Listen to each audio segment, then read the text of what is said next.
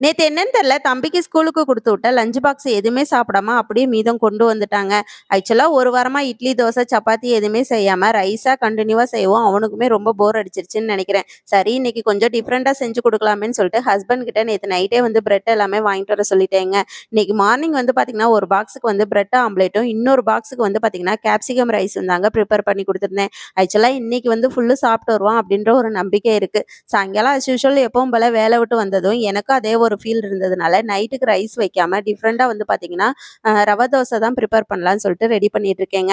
இதுக்கு வந்து as usual எப்பவும் போல நீங்க எந்த டம்ளர்ல ரவை எடுக்கிறீங்களோ, அதே டம்ளர்ல வந்து பார்த்தீங்கன்னா, அரிசி மாவு மிக்ஸ் பண்ணிக்கணும். கொஞ்சம் வந்து பார்த்தீங்கன்னா, மைதா போடலாம். பட் ஆனா மைதா வந்து உடம்புக்கு ஹெல்த்தி இல்ல அப்படிங்கிறதுனால நான் எப்பவுமே மைதாவுக்கு பதிலா வந்து பார்த்தீங்கன்னா, கோதுமை மாவு தாங்க மிக்ஸ் பண்ணிக்குவேன். இதுல வேற என்னென்ன போடணும் அப்படின்னு பார்த்தீங்கன்னா, மிளகு, ஜீரகம், ஜிஞ்சர், கொஞ்சம் கிரீன் சில்லி, அதுக்கப்புறம் ஆனியன், கொத்தமல்லி எல்லாமே போட்டு நல்லா மிக்ஸ் பண்ணி வச்சுட்டு தோசை சுட்டோம் அப்படின்னா சூப்பரா இருக்கும். இன்னைக்கு டே எனக்கு இப்படிதான் போச்சு. நாளைக்கு பார்க்கலாம். Bye. See you on the next vlog.